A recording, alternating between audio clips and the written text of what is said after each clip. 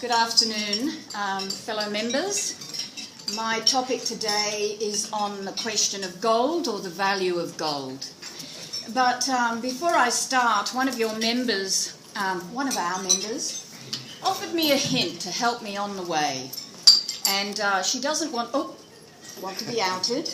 But this has to do with Eureka, and apparently the Chancellor of Massey came up to the registration desk and said, "Where's the men's? Where's the men's? Where's the men's?" Unfortunately, as I wasn't there, I didn't make the connection. Why was that a problem? Well, of course, it was held at Massey University. Is that what I understand, the person who doesn't want to be outed? So what has that got to do with gold? I'll let you use your imaginations, because I am going to need you to engage your imaginations today. You know the rules. If you get a question wrong, you put money in the bowl. If you get a question right, you put double the amount in the bowl. And if you don't answer or have an answer, but you're sitting there smugly, treble your amount in the bowl. All right, so we're going to start. So, who's wearing their Rotary pin today?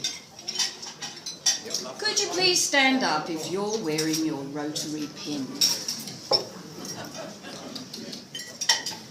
Well done, gentlemen, and 2 ladies, 3 ladies. Well done, well done. I know Kerry Prendergast won't wear it because she says it ruins her lapel, so she can put in treble today. Everybody else put in the money. Now, the first lapel pin in the history of Rotary was designed and made by whom? Does anybody know? Pardon? Oh, look. Yes, Dennis? A goldsmith. Put in 4 locks. Okay, just for being smart. There you are. It was John Frick. Gosh, that's the name that rings a bell. Now I'm having a little trouble with the technology here. Yes, I have. Double payment from the side. Triple pay for you. Oh. Push the right button. Push the right button. And in fact, that is the pin through history, but the gentleman was John Frick, and it was designed in 1909, and it was worn by Bradford Bullock, who was the first president, in 1909 until his premature death in 1911. But that is no excuse for not wearing your pin. And why do we wear a pin?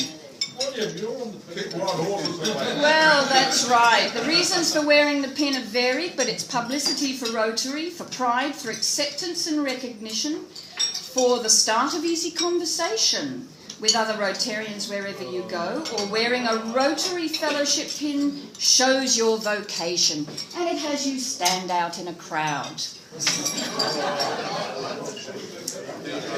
Who is the gentleman in the picture, and what is his relationship to gold? Do we know? Midas.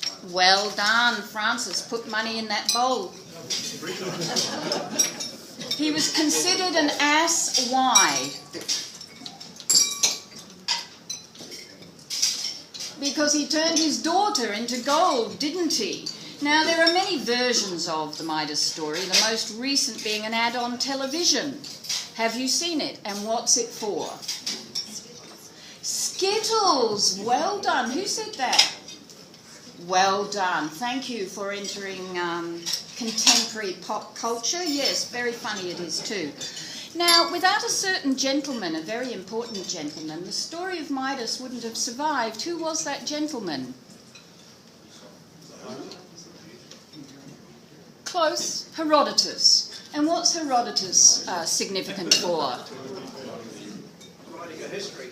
Father of history, he certainly was. He transformed history from myths and legends into a systematic analysis of the past. And what was the first thing he wrote on? Oh, your ancient history is appalling. And I can't hear the bowl tinkling. It was the Persian Wars. Okay, so the lust for gold spans all eras and races and nationalities. To possess any amount of gold seems an insatiable desire. So what city is this, the one that lured Sir Walter Raleigh? Yes, well done. It is the city of El Dorado. Now, its story emerged in the 16th and 17th century, and of course it was about the Aztecs and Incas, and the searchers for that treasures wasted countless lives. But then it shifted into geographical mythology and ended up in the Americas somewhere. But it was made into a film. Who starred? Who are the two major stars in that film? Robert Mitchum. Well done, well done. And who else? Come on, the big guns man. John Wayne Kerry, yes, absolutely. El Dorado, I remember seeing that at the Graceful Regal before it turned into a adult film cinema in our suburb. Is this a genuine nugget? No. It was found near Zamar in Mongolia. It is real, by veteran geologist Robin Grayson. He said it was so heavy it broke the springs of my Land Cruiser. And we had to use a Soviet tank to remove it to the city. Never get it back. The weight is confidential, but experts agree it is expected to set a new world record. Does anyone know the largest nugget ever found and where? It is Australia. Well done. Tinkle, tinkle, tinkle. Let me hear that money. And it was called Welcome Stranger at 78 kgs. Who laid these eggs? A chicken, a goose, or a duck? Oh, that's too easy. Who wrote it? Hans Christian Andersen, Aesop, or Rudyard Kipling? Who wrote the goose story? Well done, gentlemen. You know your classic literature. Thank you. So who are these three gentlemen? Oh, sorry. Who are these three gentlemen? Three wise men. The Magi, thank you very much. These are the gifts of the Magi. What were they? Well done. You're all clever people. Put it in the bowl. Okay. What has the Hobbit got to do with gold apart from making a lot for certain people? A golden ring, very good. But what else? It's actually mentioned in the Dwarf Song. There it is down the bottom. Now this was in the book, it was also in the film, it ran over the credits. Who was the New Zealand musician who wrote the music for this version of Peter Jackson's film The Hobbit? New Zealand? Neil Finn, well done. Excellent, Neil Finn. Goldfinger. Oh, well done. Can you name other films with the title, with gold in the title, other than Goldfinger? Golden Eye. Man with the golden arm. Not Arm, what was it? Gun. Golden Gun, and yes.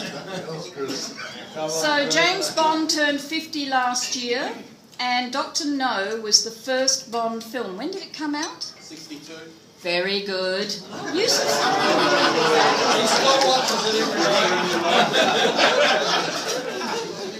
Well done. All right. What are some songs with the word gold in it? Golden Slumbers. Fields of Gold, Gold by Prince, Goldfinger, Fields of Gold. It's everywhere, is it not? Who's this gentleman and what does he do? Go back. Oh. Very shy. Go back. Oh.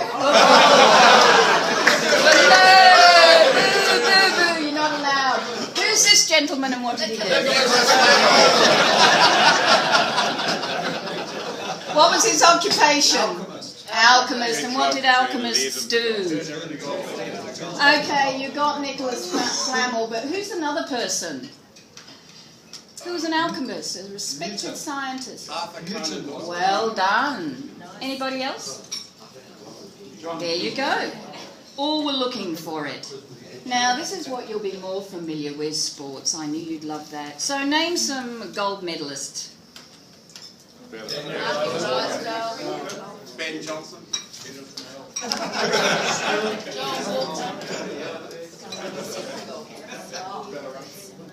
I'm not hearing tinkering, so I'm assuming it's notes. Very, very good. And the last question. What anniversary is this? 50th.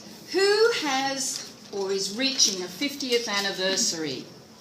Who has had a golden wedding anniversary or... Come on, who's reached 50? Come on, well done. We're a young club. Dennis, you're too smart. New Zealand's longest standing theatre. If you want to continue to stand, you can do two things. Come along and support us or become a backer. Thanks, everybody.